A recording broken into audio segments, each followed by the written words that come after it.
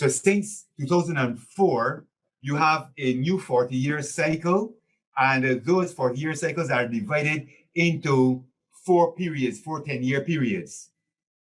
We are now in the second, what we call the second watch of that 40-year period, which is called a generation. One generation is 40 years from 2004. The first watch brought us to 2014. Interestingly enough, we entered into the second watch, which is the second 10-year period from 2014, which will end in 2024.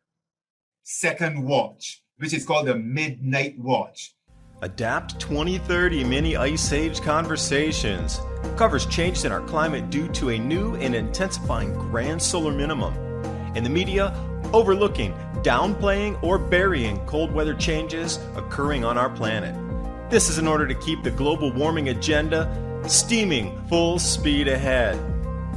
I do this podcast and radio program because we need to begin conversations on how to adapt our food growing strategies long before 2030 as agricultural zones shift, affecting global crop output, but very few mainstream media outlets are talking about the most important issue of our time, cold weather crop losses. Our sun is going through a 400-year cycle, which has effects on our weather patterns as our magnetosphere weakens and the jet streams go out of flow. It's not CO2, it's not you, it's the sun. Are you ready to thrive in the grand solar minimum?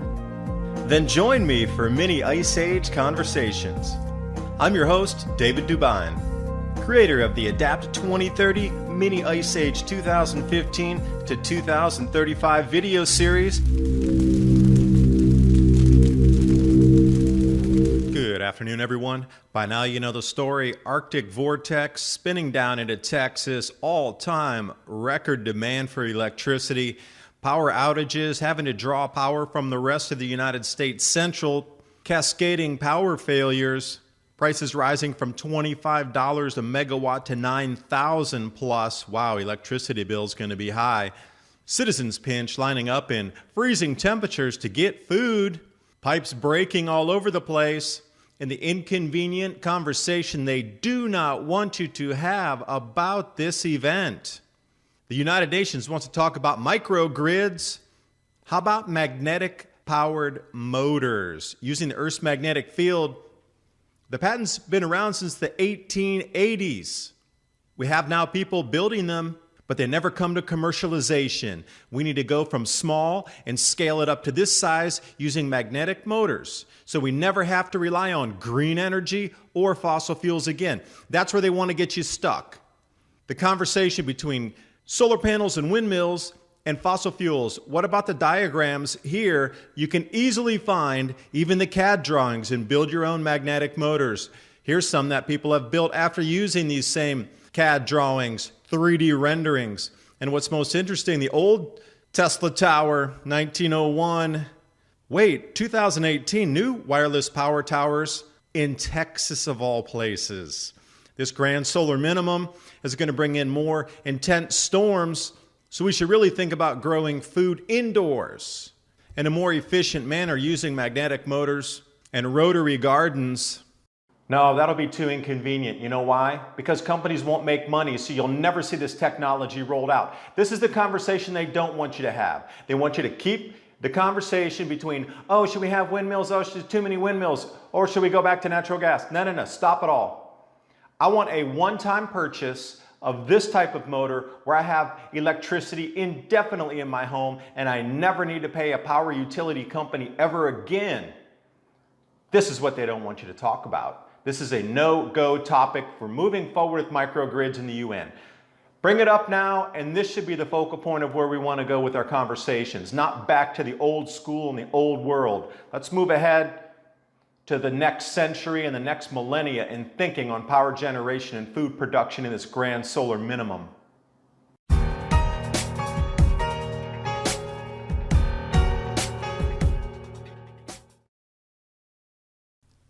And for those of you new into the subject of magnetic motors, remember when you were a kid and you played with magnets and you pushed them together and then they had that effect where they repelled themselves and they pushed themselves apart.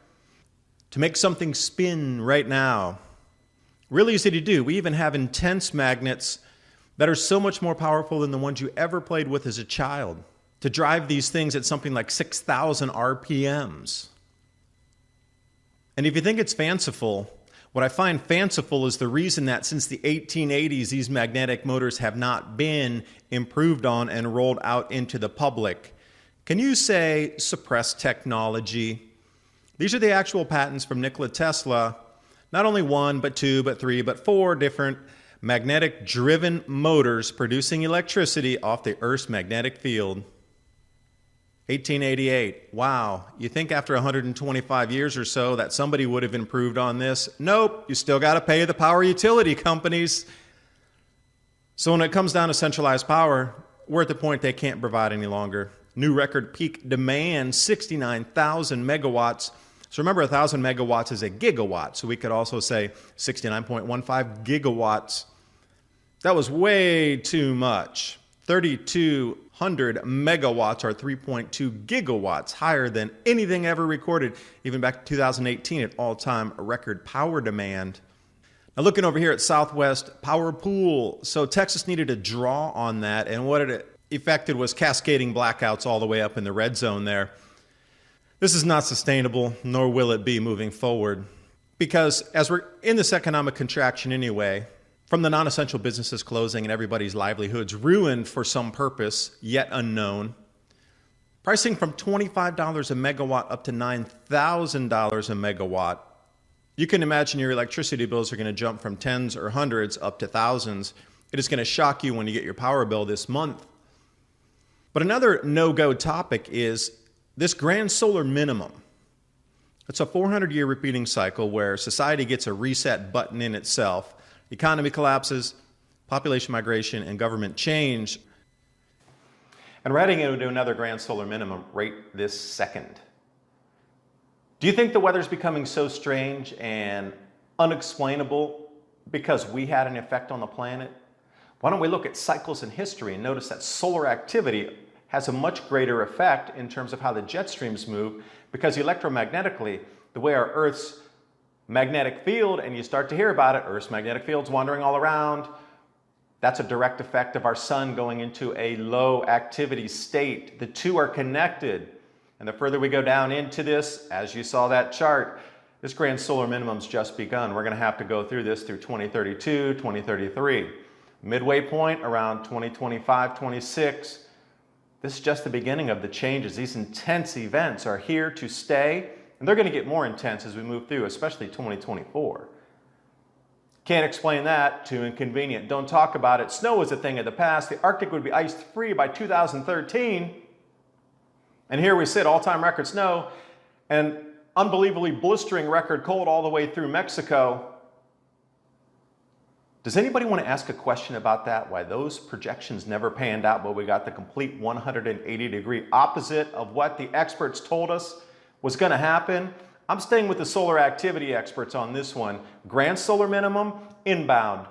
Do a little more research about that. It'll shock you, and you'll understand why the reset's here, why the great reset's here, why the control mechanisms for food, because we're not going to be able to grow enough food to feed everybody. That's the control mechanism. Hungry people, you don't know what their actions are going to be. This is the reason the control grid is coming down so hard and so fast right now. We are in the first year of not being able to grow enough food, and if we are, it's going to be taking 100% out of full stockpiles. And here we go. Food prices up, utility prices up, gasoline prices up. Why do you think they're talking about universal basic income? You're not going to be able to afford your life moving forward, and you are going to be on the streets wanting change. So here we sit, in earnest, with real effects from the grand solar minimum. These polar vortices are a direct reflection of moving jet streams because our magnetic field can't hold them in place any longer. So let's talk about magnetics. This is the elephant in the room that is smashing all the china in my personal Hummel collection's been broken by the elephant's trunk, but still nobody wants to talk about it. The amazing magnetic powered motors. Yes, now think of this as giant industrial and move it up to this scale right here where we should be already using magnets to generate power cleanly. indefinitely, one-time investment. And you say, well, I've never heard of that. How is that even possible? Well, let's go back to the 1800s and take a look how it was invented and really let your mind expand on why this technology has been suppressed. And anybody who tries to bring this to commercialization has difficulties. You saw the previous two patents that I showed you earlier. Here's yet a third one. You can go to Zagreb in Croatia, capital, and check out Nikola Tesla's laboratory. Just look online. You can find 16 different working devices right now that use magnets to move and spin something to generate electricity. 16. Not these three I'm showing you. Now, what I'm going to start with is the home-sized devices that put out 10 kilowatts. This is enough to drive your home. This little tiny device right here can power your home indefinitely for a one-time purchase. And suddenly, out of nowhere, this conversation about microgrids pops up. Microgrid, microgrid. We need it for the Great Reset, green energy, microgrid. This centralized system is no longer workable. I'll agree. But what they don't want to talk about is the ultimate microgrid right here. It's only a one-time purchase. But see, then government loses control of taxation. Government loses control of you having to pay for your power. And if you can reduce your, think about that, reduce your utility bills and electric bills to zero, how much more extra money would that put in your pocket every month? Then if we start to think about electric devices, oh, now electric cars, what if you could charge your car for free? Right now, it costs you, what, 18 bucks to fill up a Tesla? What I found real interesting was during this power outage in Texas, to fill up a Tesla with the electricity recharge, $900. So think about what utilities would be if they were absolutely free. You buy this thing for less than $1,000. You have no more utility bills. You can charge your electric devices indefinitely for free. How much extra capital does that put in your pocket? And then how much control does that take away from government? Because the government's all about, oh, these people, they're getting stuck in dire straits, they're getting pinched, they have to stand in the cold weather. See, this is what I was talking about before the winter started with all the restrictions going into supermarkets. You can only have this many people in at a time. And I was like, what if it gets incredibly cold? Do you think people will still stand in line to go get food? And here's your answer. They're going to starve if they don't get food, so what you see is what you get. And with the power being out, a lot of pipes are freezing, and this is not a sight I want to see in my house. Icicles from the broken pipes down through my electrical system. Temperature's 2 degrees Fahrenheit. Now, what if your power goes out? Do you have an emergency plan beyond putting more blankets on? And even those who did have propane tanks, you notice the propane's gone, so then what? And this whole thing about making wood stoves illegal and the legislation, see, we're getting pinched here. This is becoming a real life issue. But if you were producing the power in your home with magnetic motors, and here's some more diagrams for you, that would not even be an issue. You could provide as much power as you wanted indefinitely, cold outside, not, power grid down, doesn't matter. You're creating your own power in your house. And I'll bring you back to a couple more schematics here. These are really good. It shows you how these diagrams work in the way that one magnet pushes the spindle to the next magnet, and then that releases its force and gets drawn forward by the next magnetic field, and then it continues to spin indefinitely.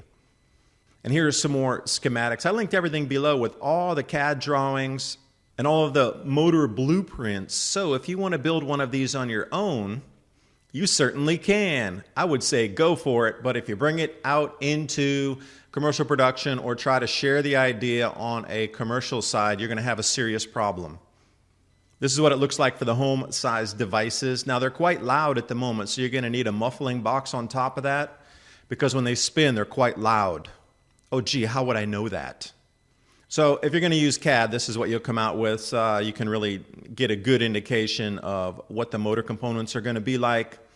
And again, if you want to come out with the blueprints and the diagrams, you certainly can. Now, I'll take it a step up further into 3D printing here. And this is what you can come up with if you're going to print something in your own home, or if you have a local area where you can take these CAD renderings and then you can go ahead and print this out. So the magnets are going to slot in those spaces that you see in the flywheels there. Remember, the orientation is very important. You can't just put them in any way you want. They all have to be oriented north, and they all have to be oriented south, so they push off of each other. A little bit more close in here where you can really see how the magnets need to be spaced in there. So when you have your magnets, when you get them out of the box, when you buy them, you're going to have to mark them all north-south, and you need glue to put them in too. They're not just going to stay there. You're going to have to think about gluing them in place. And this is what you can come up with as an end result. And there's a bunch of different polymers that you can use to make sure that this thing doesn't shatter while it's spinning, because RPMs are anywhere from 2,000 to 6,000 RPM, and this thing gets a lot of centrifugal force. And you can see all the neodymium magnets in there that are pushing off against each other. Like I said, all these diagrams and the schematics to build one of these I've linked below in the description box, and I wish you the best in doing this so you can create your own power at your house and not have to rely on the grid anymore. The powers that be do not want you to have your own independent power generation. They want you to be reliant on the grid. They want you to be reliant on their distribution systems. It's been like that for more than 100 years, and now suddenly we're in the Great Reset where everybody needs to be equal. Oh, they care so much about us. Universal basic income, everybody, oh, da-da-da. What's the sudden change? The grand solar minimum's the sudden change. They know that during these 400-year cycles that the economy's going to shift anyway. I mean, there's really nothing they can do, these elitist and banking cartels, to keep it together. Nature's going to override that.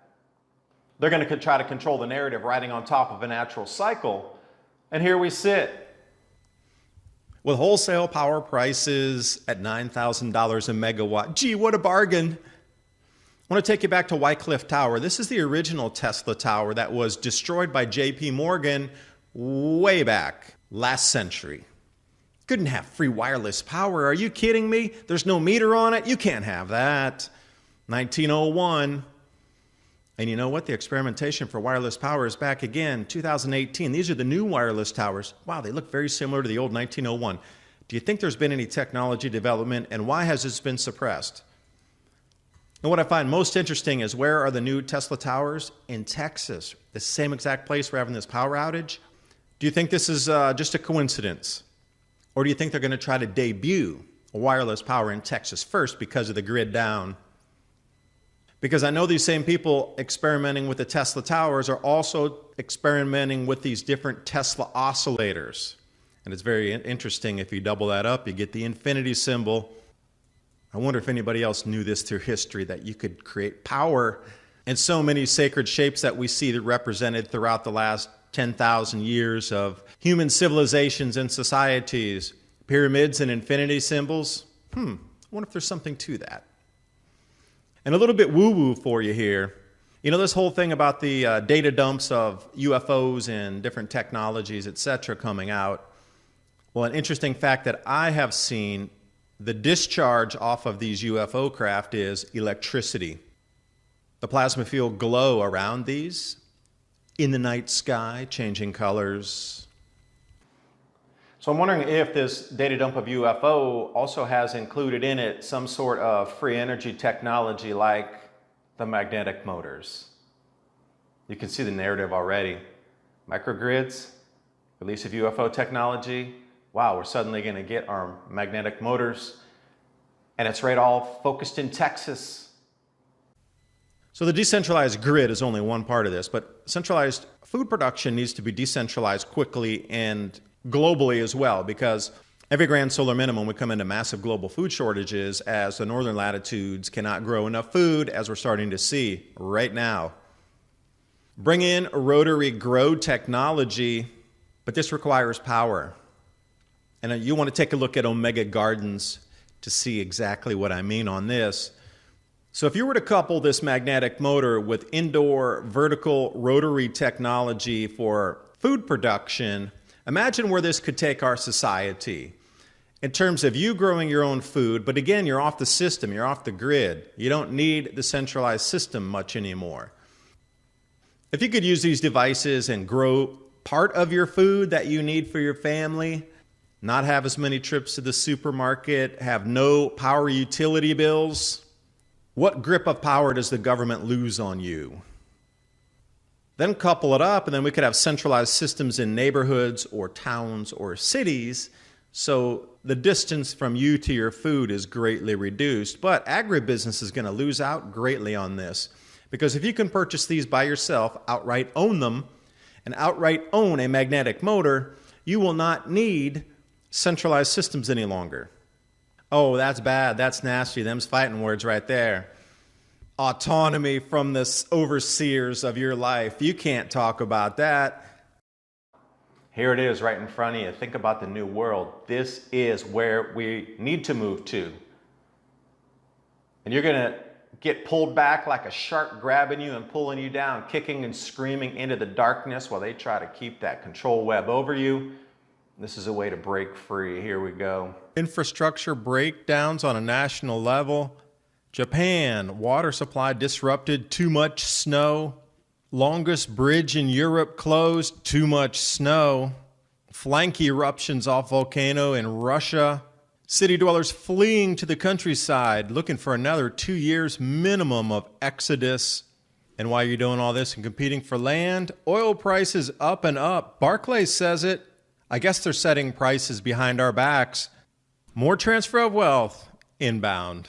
And following on the heels of Texas and the United States power outages, as well as many places across Europe and the United States power outages over the last 2.5 weeks, how is it possible that we're getting more infrastructure paralyzation from weather events that were never supposed to happen? Snow was supposed to be a thing of the past, yet here we are. The longest bridge in Europe closed to too much snow. 280 vehicles stuck on the bridge. This is the Crimean Bridge connecting the Black Sea Peninsula. Right here on the map so you can see where it's at. The Kerch Bridge connects Crimea with Russia. And a few more images for you. And I'm going to put this into the outlier category because in a snowy area like this, they'd already taken preparations for events like this. But this was so far out of the norm, that had a huge effect. Same with Japan. We're talking Hokkaido Island. And any of you that like beer, Sapporo, 5 centimeters, 2.5 inches short of the all-time record snowfall. But you got to realize it was 200 plus centimeters in a single snowfall event. So what they're saying is that heavy snow has toppled pipes that are carrying water into the city. Obviously, train transportation's at a standstill until they get a chance to clean off the tracks. But for those of you in the States, 30 centimeters is a foot. 205 centimeters fell during this storm alone. Just a few centimeters shy of the all-time record going back 350 years. Snow was going to be a thing of the past. I was told this by how many experts? I wish you would dig into your memory banks and remember those same statements made. And why do we not ask the questions of, this should not be happening? Why should we still be listening to those same people? And if you've ever traveled in Japan, this is a bus stop sign well above our heads. It gives you an indication on how much snow fell in this single storm, crushing the pipes. People are without water. It's baffling to me that modern infrastructure is being taken down by cold and snow across several different continents. North America, Europe, and now Asia. Nobody's trying to put these events together, and I wonder why. A lot of people have gotten the message that things just don't seem right any longer. Climate extremes, administration extremes, cultural extremes, or whatever's happening. People are like, I've had enough. I am out of here. Just leave me alone. I'm going off to the countryside. Inflation signals everywhere heading into pre-hyperinflation events. And if you think you're going to outbid somebody from California coming down into East Tennessee to get land, I'm sorry, you're not going to. They're going to outbid you every single time. Cash, sight unseen. The city dwellers fleeing metro areas for at least the next 24 months. So Zillow teamed up with Goldman Sachs for this report here. The slide, literally downtown and very high density zones dropping off a cliff, that blue line heading upward. Those are people moving to the suburbs or to the rural countryside. I think it's our intuitive abilities that are saying, we need to change a few things going on here. And you notice that the Great Reset's coming in this same time. All coincidental timing or planned, one of the two. And at the same time, if you thought, okay, hopefully we'll get a breather and the energy prices will come down as everything else is spiking, put that Kool-Aid back. Barclays and all the banks are telling you what the prices will be. I call that collusion when banks and producers get together to fix prices. There's terms for that. And they tell you that they're going to raise the outlook now for pricing. $62 barrel? That's around $3 gasoline, especially with all the pinches, the pipelines being cut down. Energy independence in America is a long gone thing now. We're back to buying oil from overseas, and $62 is going to be right around $2.75.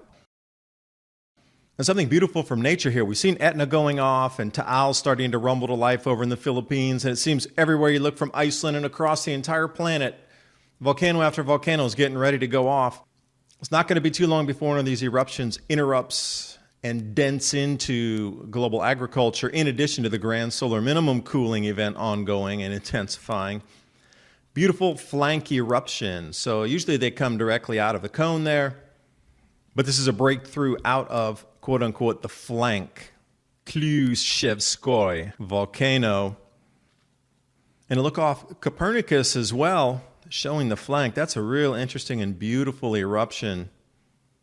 Our crust is starting to slip and morph, as would be expected, with a second magnetic field forming in the outer solar system with the gas giants lining up to 2024. That's why your intuition's kicking in. That's why all these events are happening, and it's just going to intensify. And we're going to have to think of new words for extremes, because that will be the norm. So we'll have to think of other descriptors to go above levels of what was once extreme. And now on with the video. Good afternoon, everyone. Thanks for joining. Today I have Demetrius Leach, Spencer Heston, and Christopher Leach. And in this first segment here, Demetrius and I talk about intertwining 3,500 year, 2,000, 70 year, 40 year, and 10-year interlooping cycles, along with Jubilee and biblical prophecy timelines into these massive earth changes that we're starting to see right now. And it's really interesting how all what was foretold thousands of years ago across cultures and religions pointing to this exact same time right now. We're pinpoint focused on 2024. So here we go. Demetrius, hey, good evening. Hey, good evening, David. How are you doing? Yeah, doing well. Really trying to look for the positive side of things in these changes. So we sit at the precipice of prophecy meeting our real world lives right now. It's quite the interesting time for all of us to be witness to, not only the ancient cultures talking about this time in history right here, this year 2000, if you will, within a couple years on a 3,600 or 2,000 year cycle. And we have all the biblical prophecies, and everything's matching right up to right this time. And it's every time we move another day, like with the United States, moving toward more of a communist system here, it does seem that there's another check the box of this is exactly what it was prophesied to be. I am curious with the food shortages inbound, with the unstable growing areas on the planet, all these countries right now trying to get as much food as they can because they can't grow it in their countries. Governments around the world changing, systems coming in that are oppressive. We're starting to see everything play out literally verse for verse, word for word. It's incredible times we're in. Definitely. So where do you see us moving to in terms of what do you see in the prophecies moving forward for like the next 1, 2, 3, 4 years? So how far are we down this timeline into the ultimate end? Well, it's interesting that you just said the ultimate end, and ultimate means that it is the final, and that also can suggest that there are different ends to come. My thought here is I see ADAPT 2030. And this ADAPT 2030 is based upon the United Nations Sustainable Development Plan, right? The agenda. It's not. I started this channel before they came into their 2030 plan, because we have to adapt our food growing strategies before 2030, because the way we grow food now and where we grow food presently, as the jet streams shift, we're not going to be able to continue to grow food in the same areas. So long before 2030, we will have had to shift the way we do it and where we grow it, new seed species, etc. They were still on Agenda 21 when I started my channel like 8 years ago. So the 2030 is a new thing. And you're the second or third person who said the same thing. Hey, are you on that United Nations Agenda 2030? Absolutely not. The United Nations 2030 agenda began in 2015, and they put down 15 years for the purpose of bringing the world into sustainable development where they want to eradicate poverty. They want to bring in, as it were, a world utopia where there is a one world religion, where they have come to a place that they can say peace and safety. So their sights are on 2030 and they're very advanced in their program right now. And they're shaping up what we are seeing in the world today with even what is happening with our former President Trump and what is going on in the present administration. I can assure you that they are positioning themselves to reach their goal. They are, as it were, fast forwarding because they don't want to drag behind. We are right now in 2021, and it is just a mere 9 years for them to reach their particular agenda. And a number of things are involved in this agenda, which would include the environment and the eradication of poverty, also bringing in a one world religion, covering all sectors of human society and human beings. They're looking at the political area where you have a one world government, and one world government does not necessarily mean, and I'm sure that you would know this, that all of the world really are under one individual. One world government can also mean that they are running by the very same policies. They are running by the very same systems and structures. As a matter of fact, you would realize that now in the COVID period, you have virtually a one world system going to manage the entire globe. Every single country is functioning under the same protocols. That is a one world governance. So when people are looking for a one world government from the point of view of one man in charge, it is really a one world governance where a body of people will be in charge and giving rise to religious domination once again, and that is all part of it. So in my estimation, I'm seeing that in their agenda, and it is very interesting that you should have ADAPT 2030, you are seeing things from the geological point of view, but they are seeing it from the economics and politics and bringing in their utopia. These are the governments of the world. These are the leaders of the world, and they have the 2030 agenda. And I can say that it was in AD 31, and I want you to catch this point. In AD 31, Christ was crucified. And this is a historical fact. And he was raised from the dead, and he went to heaven, and he's there interceding on behalf of humanity. This is all also in the Bible. Now, the thing is, AD 31, 2,000 years after AD 31 brings us to 2031. But the interesting thing is that in the Bible, it also speaks about jubilees, which is every 50 years. Therefore, if you have 2,000 years from AD 31 to 2031, that is exactly 40 jubilees, 40, 50-year periods. And 40 is extremely important within God's economy. 40 is the number of a generation. But 40 it also has to do with judgment. So judgments are about to come. Judgments are about to come upon this world. But 40 jubilees, 40, 50-year periods is telling us that Christ himself is about to do something to bring restoration, rehabilitation to his universe. A thought to note also is that in prior to the first coming of Christ and him coming to the temple, to even to his death, you had the children of Israel, the Israelites coming out of Egypt. And it was exactly 1,500 years from that first Paschal lamb that was slain in Egypt, which was 1,500 years. And guess what? That is exactly 30 jubilees. So 30 jubilees from Egypt to Christ, 40 jubilees from Christ to 2031. So you now have three sets of numbers now. You have the 30 jubilees, the 40 jubilees, and 70 jubilees in all. That is very interesting. And Note that that number 70 is very important because the children of Israel spent 70 years in Babylon, and they also were given a prophecy of 70 weeks, which really would be 490 years for the coming of Christ and for the close of their probation. So these numbers are really adding up. And now that you're coming with this 2030, which you got out of your own investigations, it is interesting that these things are really lining up.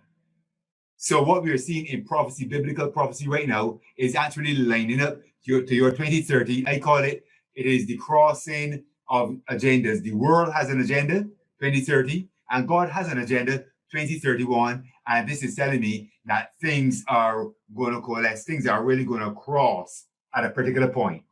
God is about to bring down the curtains on a great controversy and deliver his people. That is what we believe. Let me throw an idea there. I have heard the exact same thing you have, but this is so interesting when you said that. Your AD 31 for the crucifixion, we were taught up here AD 33. So a 2-year difference, but the crucifixion in the 30s. We were taught AD 33, and you have it AD 31. That's interesting. And the Jubilee that we're taught about here is 7-year cycles, so 49 years versus your 50-year. So it's very similar, and the numerology is very similar. Same information we're looking at is 1 year or a couple of years difference. I find that so fascinating. Why do you think the numbers that we're both looking at we have the same context of the events and the cycles, but I'm wondering why the numbers are different? No, we are looking at the very same scripture, and the 49 years would be 7-year cycles, but then he says the 50th year will be the Jubilee. So the 50th year will not be the 49th year. You have 7-year cycles, and then the 50th year would be then the Jubilee. And then you go into another 7-year cycles, 49 years, and then the 50th year will be the Jubilee. So the Jubilee was always every 50th year was the Jubilee, but you first have to complete 7-year cycles. So that would be a reset of the debt and a starting of a new then after this 50th year. Correct. So what happens when we come to the 70th Jubilee then? This again, the mystical number 7 here. Come to 70 at the Jubilee. I mean, what kind of reset could there possibly be at this ultimate of the greatest of cycles of the Jubilee? I'm curious. The coming of Jesus Christ, the final Jubilee of this year, which will now take us, because the Jubilee has a particular purpose. The purpose of the Jubilee is to set the captives free, to bring to complete restoration, to not only for the land, but also for individuals who have been sold into slavery. And all humanity has been sold into slavery because of Adam's sin. However, Jesus said he came to set the captives free. And the final Jubilee will be the ultimate freeing of the human race from all sin, from the condemnation, and from the dominion, and also from the presence of sin, the final Jubilee. So we're looking for that. That's something to look forward to, because you mentioned it before. In this new agenda to 2030, they want to eliminate poverty. Well, that's real easy if everybody's poor, because there would be no poverty if everybody's impoverished. Everybody would be equal at that point. And the way central banking seems to be dominating the sphere of influence and causing so much hardship to humanity through the wars and the inequality and the destruction of the planet and the overusage and control of natural resources, I would be very happy to get away from this model and move into something more on the side of light myself. It all depends on how you interpret, or how persons interpret poverty versus wealth. And we have the standard dollar as a standard for determining whether or not you're wealthy. And the reality is your wealth is not determined by the American dollar. Your wealth is not determined by the amount of riches that you get amassed here on this earth. Your wealth is determined upon your understanding, or how wealthy you are is really not how many things you have, but how you really gauge yourself within the context of your environment. Therefore, you don't have to have a lot of money to be wealthy. It is when you know that you're wealthy that you attract your wealth to you. And the things on the outside, they are not the things that will determine who you are. So it is not a matter of gaining things. Life is not about the amount of money that you make. Life, it has to do with the collection of experiences so that when you look down memories hall, you can remember good memories. That is what life is all about. And those people who don't depend upon the dollar, they have a sense of wealth, they would recognize that they are not impoverished. Once you can have those basic necessities, once you can eat, once you can have some place to sleep, once you can have something to wear and be protected from the environment, whatever it is that gives you fulfillment. And money does not give you fulfillment. You can have a lot of money and yet you hang yourself. So God himself desires, our creator desires, that we understand that our wealth and our fulfillment is not based upon the acquisition of things on this earth. As a matter of fact, there's a guy by the name of Anthony Robbins. He says, success without fulfillment is total failure. I really believe in that. You need to be fulfilled based upon what you're doing and not what you have accrued in this life. And that is where our Creator wants to bring us right now, where we can be content on a daily basis. Jesus himself said that sufficient unto the day is the evil thereof. If we are contented with what we receive on a daily basis, our food, our clothing, our shelter, says, do not seek for those things of tomorrow.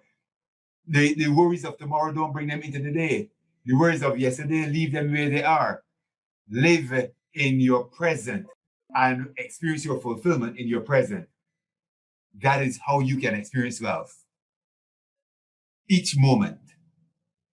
Yeah, I would agree, because look at how up here in the U.S. that people going back to grow their own food and have their own chickens and get back into the countryside is now considered the way that you can live your life to the fullest, knowing where your food comes from, putting your feet back into the earth and feeling it, touching back to nature, becoming more one with the creator and divinity and creation itself. This is where the new movement is, where either it's self-directed or it's directed in a way for society, but that push is that direction there. And this whole thing about fear that they're trying to push across the planet, of everything, to be afraid of the virus, to be afraid of the collapsing economy, be afraid of the movement into communism in the United States, be afraid of your neighbor, be afraid of this person over here.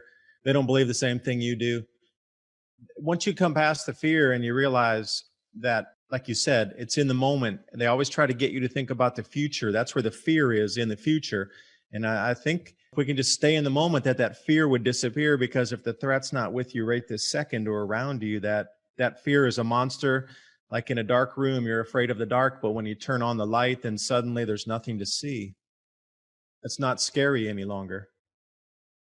Right. And that thought that you mentioned is so critically important for us to embrace, because if you are in a boat and you're in the storm, and you have confidence that your vessel, that your boat can withstand the storm, that confidence in your vessel will eliminate fear from you. So it is what we place our confidence in that will determine to a very great extent whether or not we live in fear.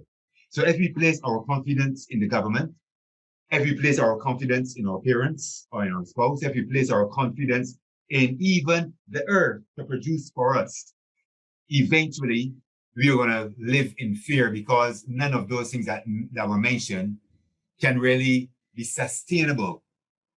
And when they are taken away, fear would be left, and we're going to live in fear. And the Bible does say that men's heart will fail them for fear because of the things that they see that are coming upon the earth. So eventually we will come to understand that not even the earth itself can sustain us.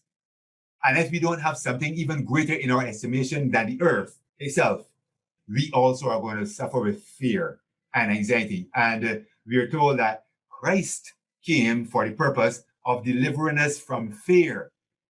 He's delivering us from that fear of death by setting our sights on something that is even greater, and that is an eternal reality.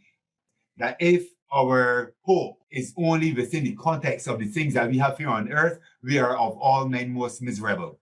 Therefore, we need something greater even than the earth, even than what this earth can do, even than what people can do for us this side of eternity. As a matter of fact, would come to realize that what the government is doing, they have relief packages where they are giving people money so that they would be able, some invisible enemy there, that they can become your big brother, that they would be able to look after you and you have your confidence in them.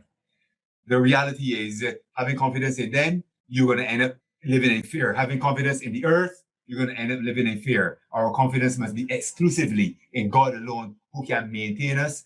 Though I walk through the valley of the shadow of death, I will fear no evil, for thou art with me.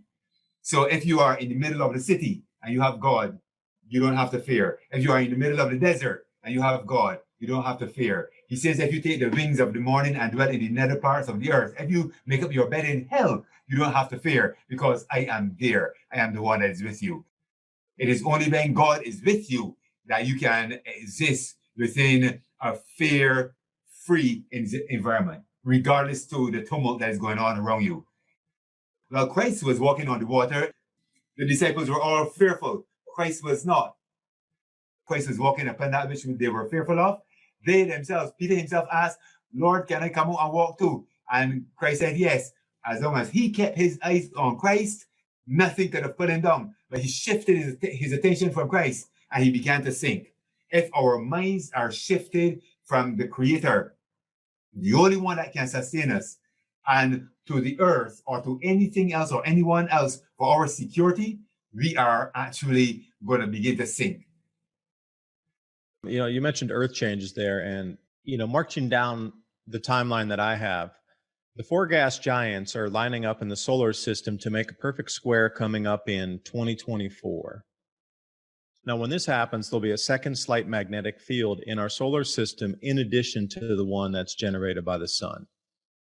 So as the Earth passes through this magnetic field, we're going to have an enormous amount of Earth changes so far above anything that you have seen in the last 2,000 years at least. Mud volcanoes, landslides, sinkholes opening up. Talking about here, people who are going to be frightened on what they see coming through the skies. They'll have heart attacks when they see these things that are unfolding in front of them in terms of Earth changes.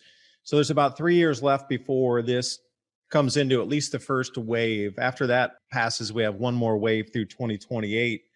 And then we come back on the backside here in 2030, and things start to dissipate out through 2032, 2035, and it should be back to sort of normal like it is today. We're going to go rolling through two of these waves, magnetic shifts on our planet here. And what are you seeing in the timelines for these Earth changes coming up? These things are going to be vast. It's really going to make a dent into food production globally. And if people can't eat, they're going to become very uncontrollable. And my take on it of what's happening in the U.S. right now, you're right, it's a global plan under one world governance, one system. Governments are going to get so much more draconian in terms of locking down the citizens and making them do this or forcing them to do that. I think, is my own opinion here, that the closer we get to these Earth changes that are so vast that we can't grow enough food to feed the planet, in response, the governments are going to be even more hard-handed with the citizens to control them, because starving people are uncontrollable. So if you can control every resource before the problem, you can have the citizens obey, know what they need to do to get access to the resources. And if you step out of line, you're either crushed or there's no resources for you. So I believe they're doing that right now. And this is the first year of validation that we are in for some massive changes. So, Demetrius, I was wondering what you might think in the timeline moving forward with these Earth changes. How do you see this moving forward with the prophecies as well? Yeah, as a matter of fact, you have mentioned some dates that are very, very critical. And even your prognosis on the very near future is very, very interesting. Jesus himself said that there will be famines and earthquakes and pestilences in many places. And we know that these things were happening throughout the centuries, but the frequency and the intensity will be of such that they will be very, very noticeable. And you mentioned 2024, which is so significant to the particular timeline in which we are looking at.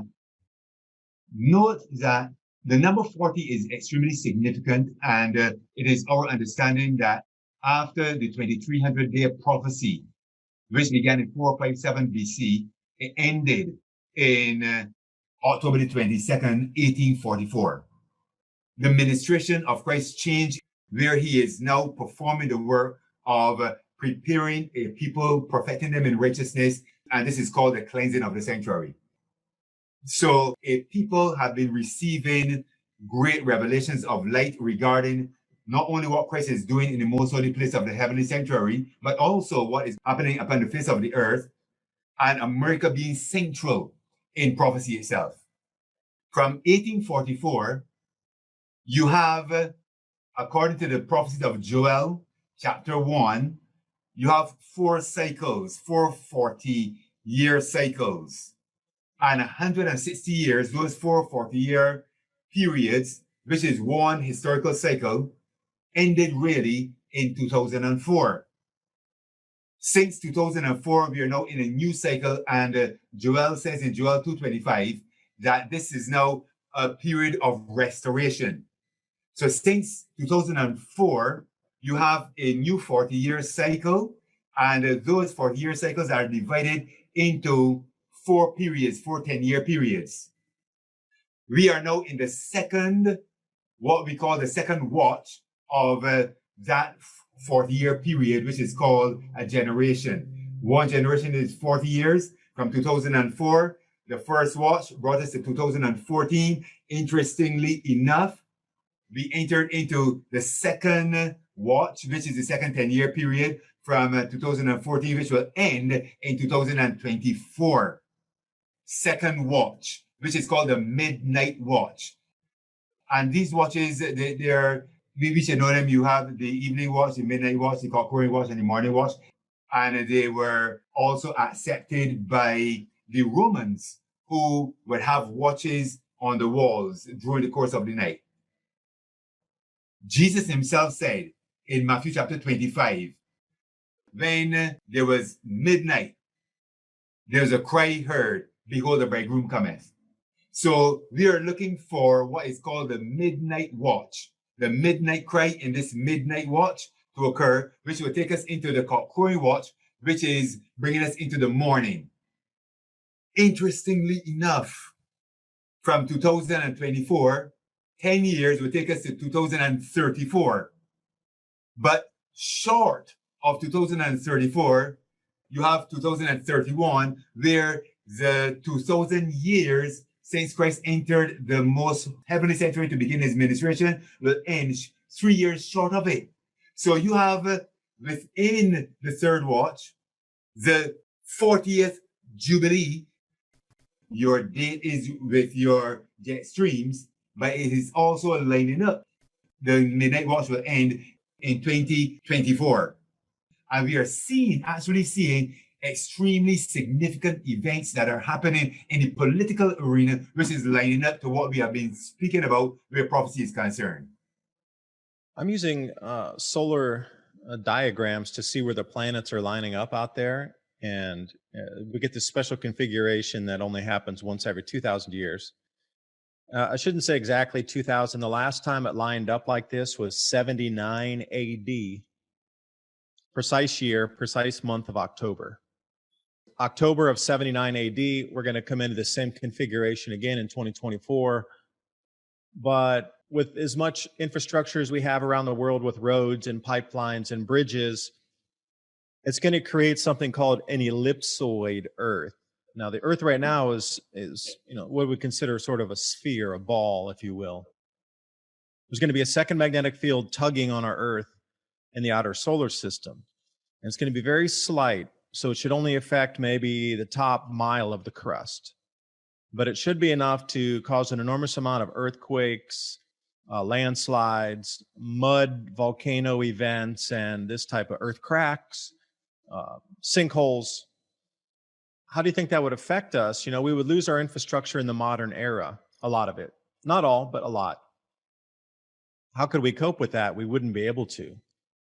And in addition, if the sun's magnetic field goes into a very low state, that would allow more space debris to come in. And yeah, it could be anything from a small granular size, like a piece of sand size of something coming in the atmosphere. But there's a blue comet coming through in 2022 in the winter solstice. So again, a very strange timing. The perihelion of this comet, it's called K2 2017C, and it was the furthest away from the sun interacting comet ever recorded.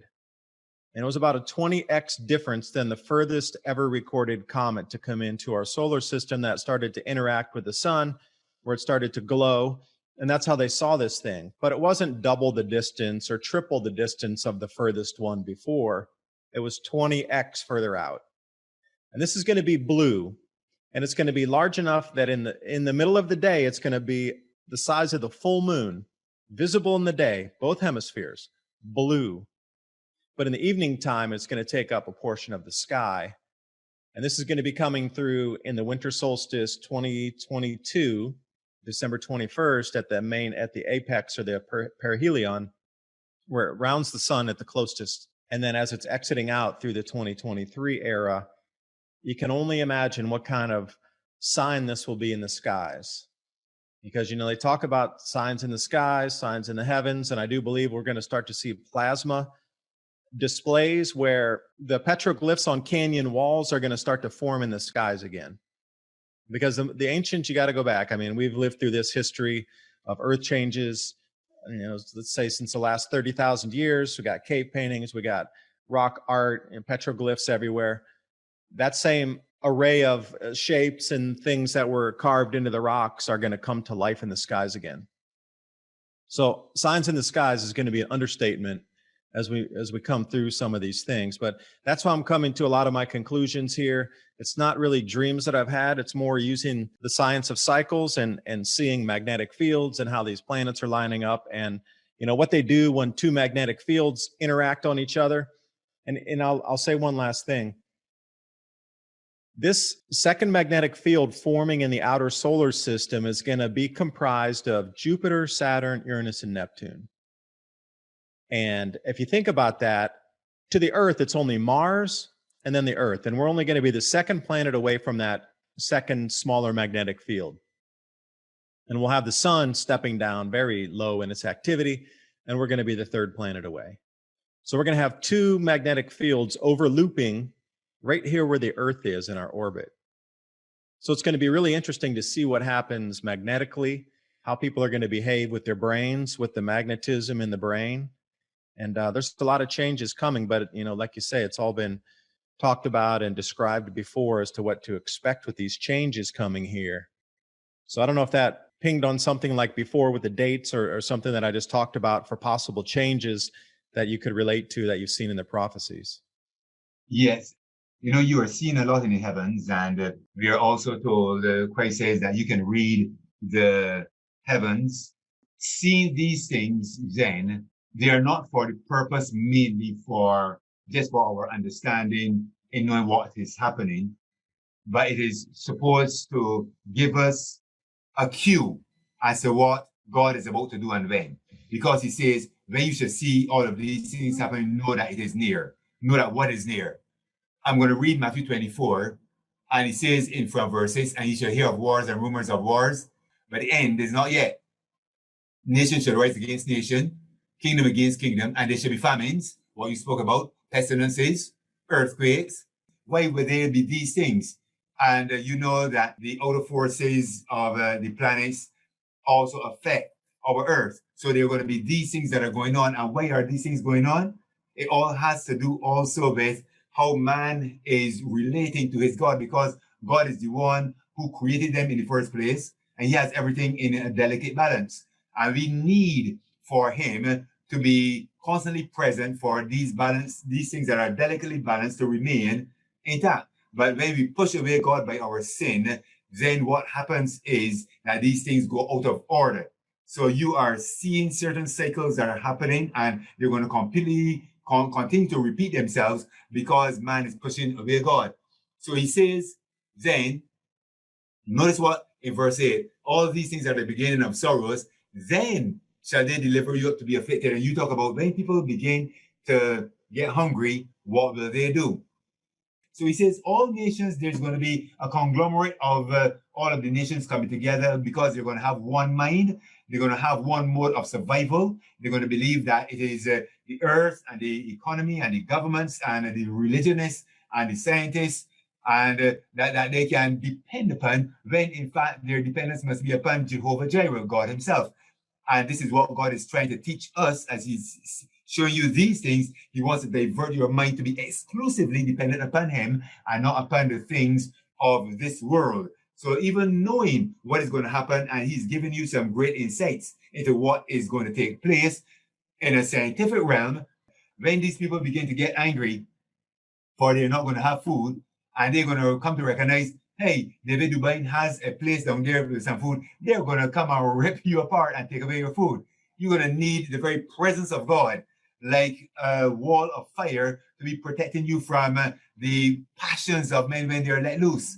So I think that you are onto something, and it is good in understanding from your direction what prophecy is actually saying. It is lining up. We are right there. The only thing now is to have your complete repose in God himself, to be the one, and he got to be the center now. You have to use this to bring people, not to let them think that, hey, these things are actually happening and we have to run to Arizona or we have to run to someplace else. We have to run to God, because if you are in the middle of the city and you have God, you're protected. That is the point that would like to hear coming out of these studies, because they are understanding what you're seeing in the heavens, but it must have an end. And the end must not be that people must depend upon the earth to provide for them, because when people get hungry, don't think that you can keep food away from them. They're going to, if they realize that you have food down there, they're going to come for you. Yeah, and that's the thing where, you can take food from somebody, but then you run out of the food and then you just need to go take more food again. Or you can work with a community of people you trust, and then in that same thing, you're finding the same spirit of God and in yourself within the other people that you're respecting enough to work with them, to find that cohesion of spirit between the community, that we all exist in the same light vibration and we want to continue, versus coming in with the marauding attitude of, you're just a thing, you're in my way, you're in the way of my food, I'm going to steal your food, instead of finding and seeing the divine spark inside the other human that's next to you, helping you, sharing skills with you, sharing skills in the community to allow you to survive another day in an abundant, fruitful way, versus that whole lack and scarcity mentality that seems to be taught to us since birth here. And with that divine spark is that base layer of creation that's within everything and runs and is the base layer of all that we know. No, but that is the ideal. The ideal is for everyone to have that divine spirit within them so that they can have love one for another. But that is not reality. It is idealism. It is the ideal, but it is not reality, because it's way down within the human heart is that core of selfishness. I saw on a number of occasions, many people sought to have their communes where their little communities, and it is just constantly disrupted. Why? Because of the heart of man. You know, the Bible itself says it correctly. The heart is deceitful above all things and desperately wicked. Who can know it? So we need God to be in control. And the only time that we're going to find that real utopia where everybody will be of that same spirit is what we call the earth made new. The earth made new is when everybody's mind is completely absorbed. All those globally, everybody's mind completely absorbed in love with God and with each other. That is not going to happen on this side, because there is also a being that is referred to as the enemy, Satan himself. He's not just a force, and he knows what he's about, and he's capable of whispering things to our minds. So it is a good thought. However, it can only occur within the context of what we refer to as redemption, the redemptive process for man, and bringing him to back to a point where he is completely surrendered to his creator. Satan suggested we can have such a mind, we can have such an environment, we can have such a disposition without God. And it is being proven over and over again from society to society that it cannot happen. They have tried it for thousands of years. It have not happened. You never had a society that could run on just the human machinery seeking to make things good. America can't even get it done. Have good ideals, but they can't get it done. Well, it sounds like a full divergence and a full separation into a new dimension where we might hold some physicality in the earth, but the physical realm, as you talk about, in the human imperfect thought process and heart would have to come into an interdimensional rifting into a separate earth almost, where the rules would be different, where we wouldn't need sustenance, we wouldn't need food, our bodies wouldn't experience heat or cold. It would come into an energetic realm, shall we say, not in death. And I want to state that not everybody died, but in the rifting of a dimension into a lighter vibration form is kind of what it sounds like, because I think that's the only way it could go. And some people have talked about this splitting earth, where the heavier, denser energies and thoughts and emotions have a density to them. They have a vibration with them. And there would be a separation, literally, of thought and form into a lighter quickening of vibration. But it's still in a physical realm, yet there's different rules, and the mind and the person would behave differently, because that lack and scarcity wouldn't be there if you didn't need as much food to eat, or if you didn't get cold, if you didn't have to have all these things that we need just for basic life. That would completely change the diametric of how humans would behave with each other. So that's the only way I could see that would be possible, is if we really split into two dimensional realms and move forward that way. Okay, well, there's a thought here from 2 Peter chapter 3. But the day of the Lord will come as a thief in the night, in the which the heavens shall pass away with a great noise. Where the heavens being on fire shall be dissolved, and the elements shall melt with fervent heat. We, according to his promise, look for a new heaven and new earth.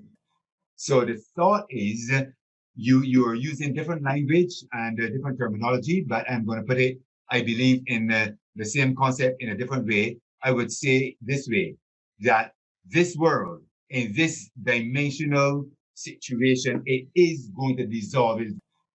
What is going to happen? The more we drift away from God, the more we drift away from life, we cannot sustain ourselves.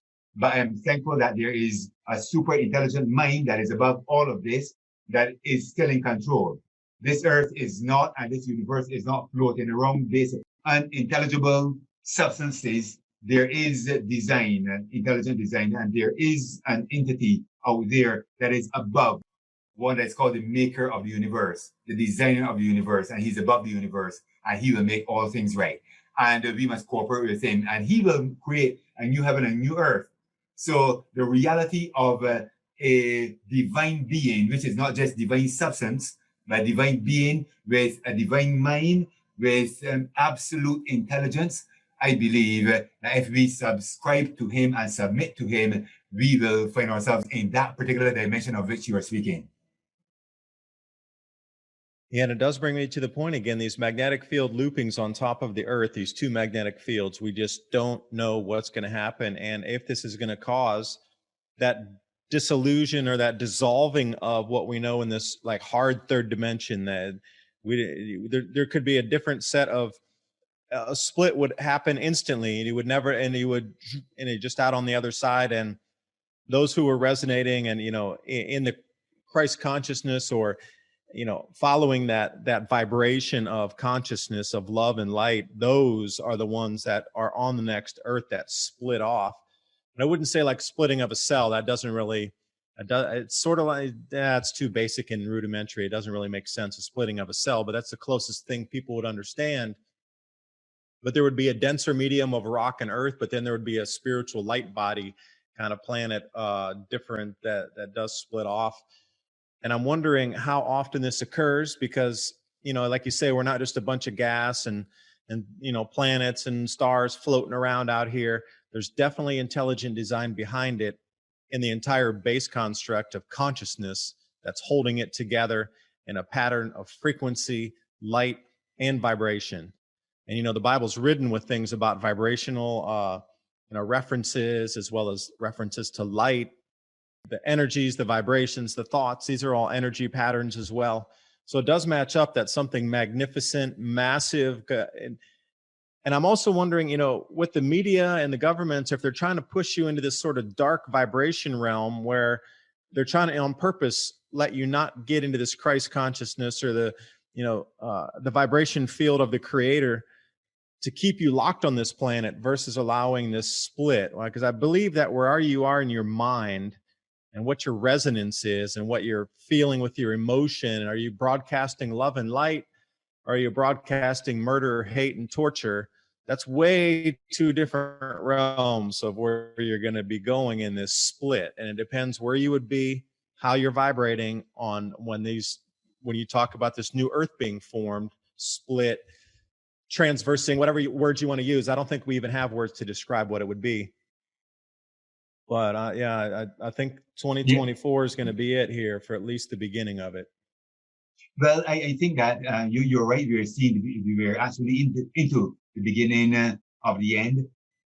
So hey, on my end, I have a few questions, and interesting enough, when it goes into that transfiguration, that exchange, in Noah's flood time frame, it had not rained on the earth as of yet, so that atmosphere provided the dew that allowed that life to go through. So when he had said that, hey, there's going to be a large flood that happened, people didn't want anything to do with the creator.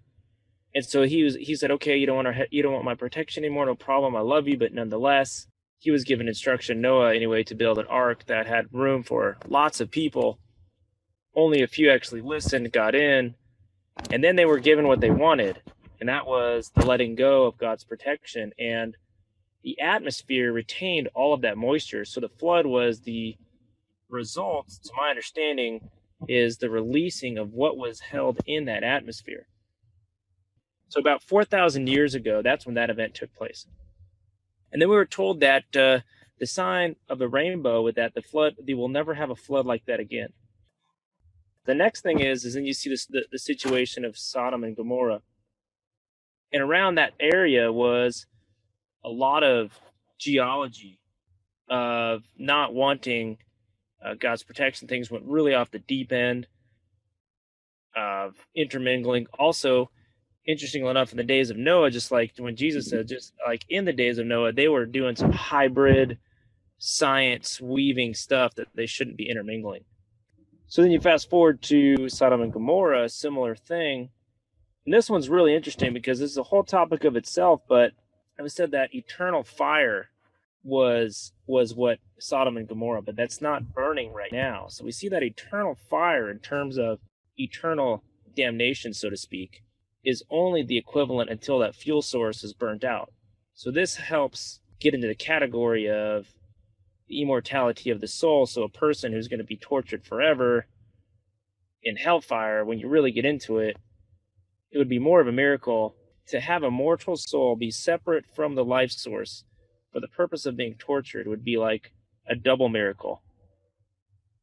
That helps really go down the pathway of, and when going forward to our time frame, when things are made new, it said, it won't be by flood, but what are we covered with?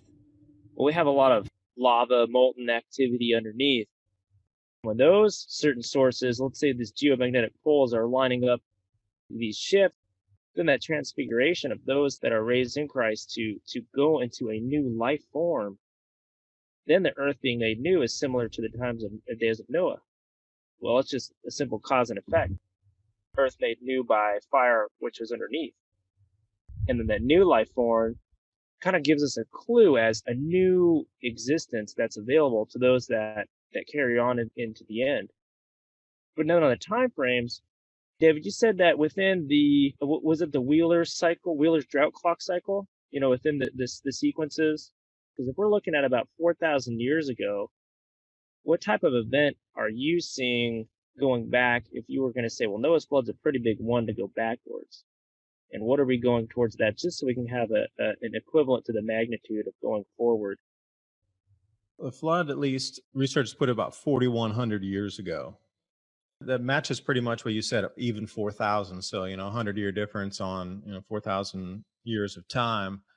Nothing's exact, going back, unless you can find the start date. And then, how many times has the calendar been changed in these last few thousand years of what we're using as a base reference to work our way back in time.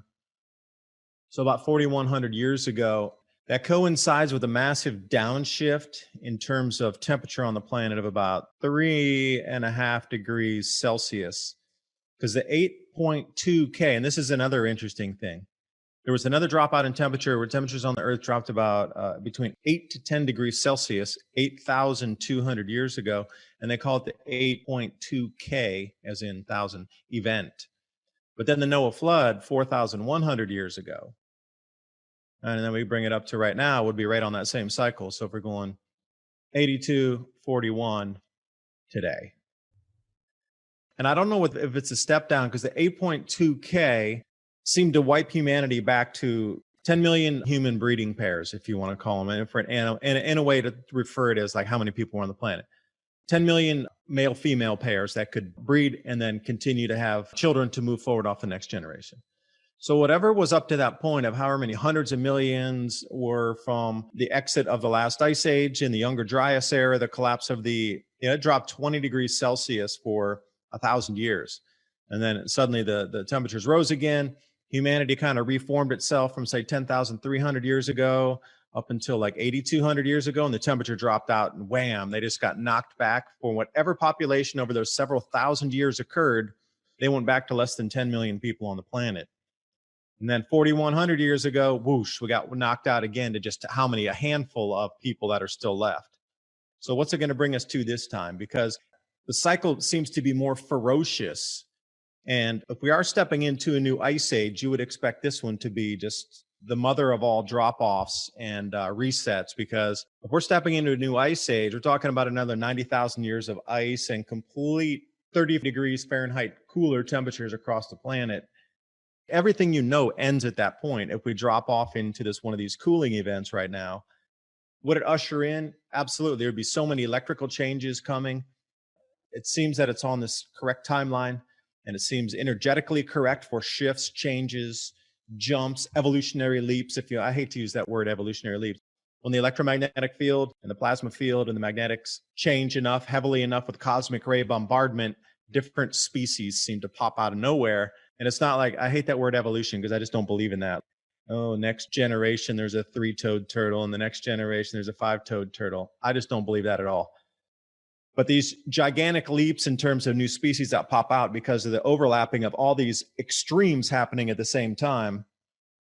Through geologic history, they're on a clock as well. And then we seem to be jumping right into another one of these. Everything's coming together now. We're talking like millions of year cycles coming right on top of the 100,000 year cycles, in top of the 25,000 year cycles, in the 10,000 year cycles, the 4,000 year cycles, the 2,000, the 1,000, the 50, the 200. They're all lining up right now in these next few years. It's quite interesting where we sit. This is literally like once in a couple million year event we're about to experience right now, if you wanted to put it in that context versus a 4,100 year event. So really the magnitude of what that is, almost not since creation could something even come close to what we will probably be experiencing within this decade up into 2030, 2031 on the max. It's going to be probably one of the biggest overhauls planet Earth since it started. I mean, that's what everything's pointing to my understanding, and how it's paralleling within the generation concept, and also on the science side, the numbers are lining up. It makes me think of the wise men in those time frames who were deeply studying, 3 wise men, under who were in their Magi clan, that they saw, and they were using so many different systems, and they saw, wow, you know what, there's something incredibly large that is happening. And they poured their resources and had their teams that actually went out, saw, and they actually knew that something incredibly, but they probably didn't know it to the magnitude of how big. So they poured all their resources and everything at that time to bring their best to meet the birth of the king. And how many people should have been aware of that, but they weren't paying attention? It's almost like the writing is on the wall of when we have this great reset underway. Well, there's a bigger great reset that will look like what these people and what they try to control in their great reset will make it look like nothing. And on the other side is definitely that different existence, that transfiguration into a different being.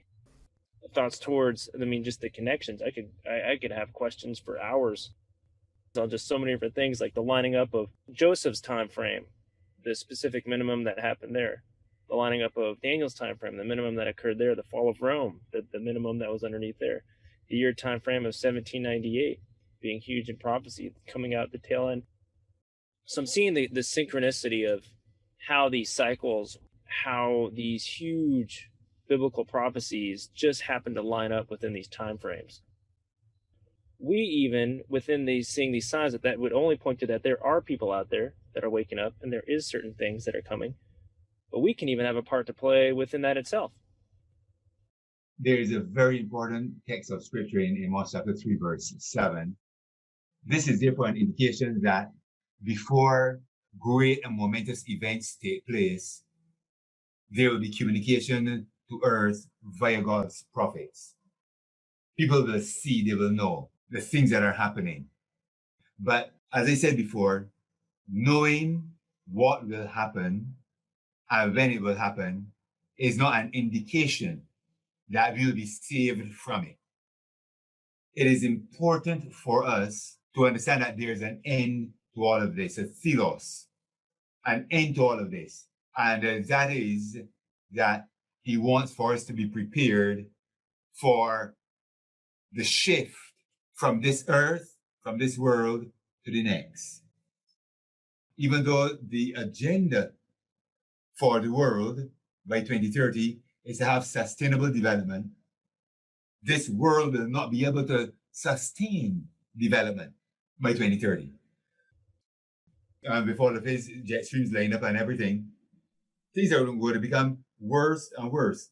And the people of the world, the politicians, the scientists, the economists, the religionists, they are going to be looking for solutions to their problems.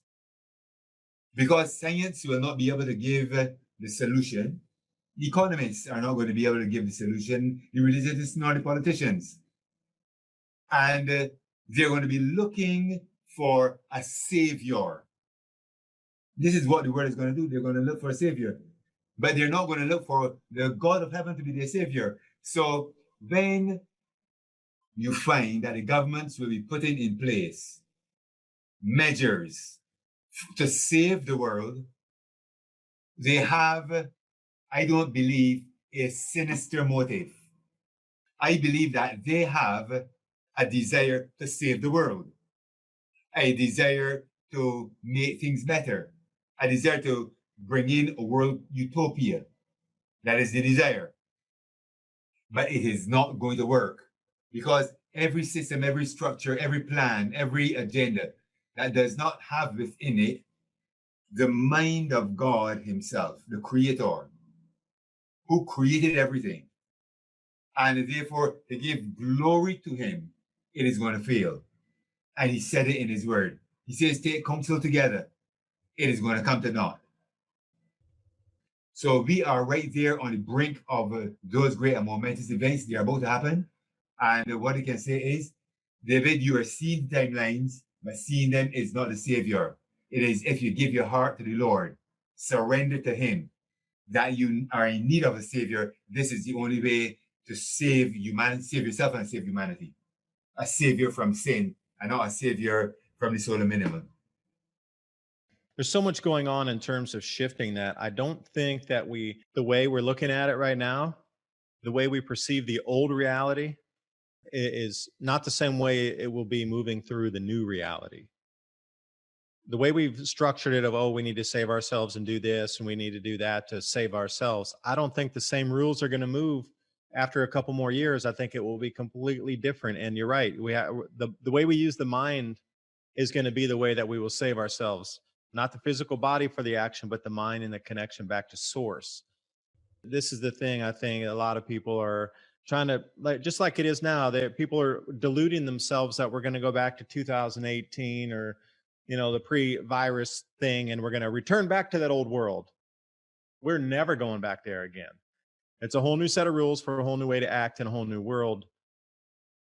Physical rules are the same in terms of atoms and molecules wandering around this, this earth. But I think moving forward, even those rules are going to change in terms of what you consider science rules are going to change of what's possible, what's bendable, what's morphable, what is reality, what's energy, what is consciousness, what is light. I think this is all about to change, and to look at it in terms of saving us, communities, or whatever. We're going to have to move with the changes, adapt as we move every day and every month forward from now, because nothing will be the same. That's why these prophecies are so important for me to try to figure out, or even at least know how to get my mind straight for the changes, to try to maybe focus on something in the energetic realms as we move forward through these, versus trying to grow some food. There are different levels to it. It's not just one fits all. There's many different levels to this moving through. Correct. And the point that you mentioned there, and you said it quickly, back to source. And that is the linchpin, and that is the point. Humanity has to be reconnected to its source. Its source is not the earth. Its source is not what we can do even with our own powerful intellects. Its source has nothing to do with our abilities and what we are capable of. Back to the source is back to the creator himself. That is where we are going to find our salvation, back to the creator.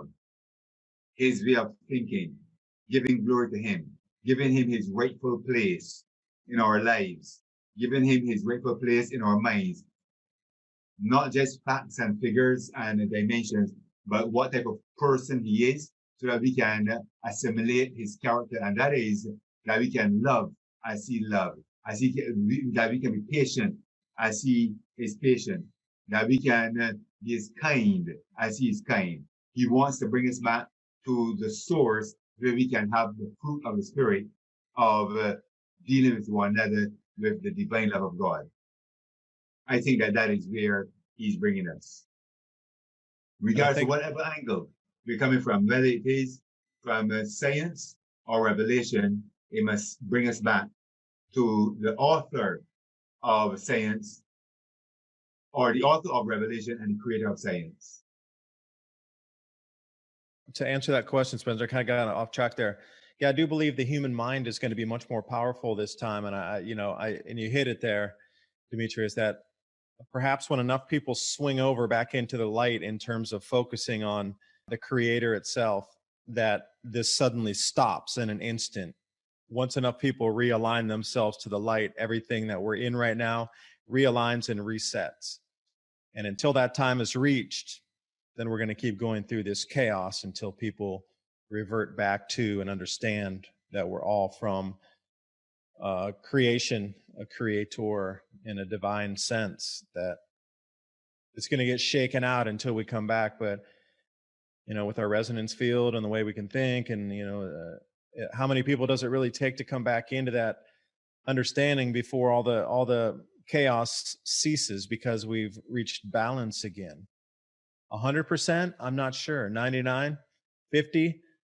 Not sure. No, it has to be 100%. And that is why it is impossible for human beings to achieve of their own.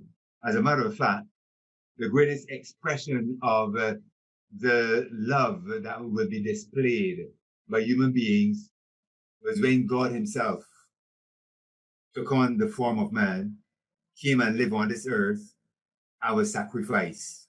He sacrificed himself for humanity. That is an expression of divine love. And his determination is to have a race that would express that same love. It has to be 100%. I just had a thought, the frequency, and a thought that came to me was that in Noah's day, the frequency of everyone was against God, was totally disconnected. And so because of that, then there was a big destruction occurred. But then this destruction was occurring. The majority of the frequency that was there at that time, which was negative, would have been annulled in death. And so then with the 8 that were left back, the frequency was once again realigned, and the earth was able to continue. And then they multiplied to the 10,000 that David was speaking about. But so it isn't necessarily that the majority of people will realign to the frequency of God and then they will become saved. But as we were seeing, as the majority of people, their frequency seems to be disaligning from God, then we see more destruction to a point when there will be a big calamity, and then the frequency of those that are connected will be left. And then you have a new creation, a new heaven and a new earth. Just a thought that just came to me. It is so true that once we are operating on the same frequency as God, and God wants for us to remain on his same frequency of love and compassion and endear one to another. But those who are out of the frequency of which he functions, but eventually there will be a people, a race that will be in sync 100% with the frequency of God's heart. I would imagine after the cataclysms on the earth side that, yeah, people would be behaving a little bit differently after this, and there would be a whole new resonance because there will be no more economy and no more jobs to go to. And it would just, like I say, everything that was set in the past will no longer work in the future. So the rules of how you're going to structure your life for the future would have no bearing on the past. It would be completely different. And instead of focusing on the future, like you say, people would be focused on the now, I think, more. I hope that what I said and assist you in seeing why we think that those timelines line up, and with even your thoughts from a scientific point of view. Oh, it was an incredible talk thinking about these subjects because we're all in it together. I hope for further conversations because there's so many things. For instance, I have a handful of more questions. So I just hope for some future opportunities to have some more conversations, especially within, the changing of government structures, even with this country that we're going to be seeing, what people are picking up on and sensing on there. Also, looking at the biblical method of interpretation that would allow someone to really see how it interprets itself and how these conclusions through God's Spirit is able to be brought up. And I hope for this would be the beginning of many future conversations on here. And this kind of content, I think, would be exceptional, where it's the right time for the right message, because people are feeling so off balance right now in so many ways, with the virus, the economy, the politics, and the world's spinning out of control, and the energy's changing, and people can feel everything shifting, and they're looking for answers as to why. So this is the perfect message for this time right now. So thanks for talking tonight. Really helped me put a few ideas straight as well.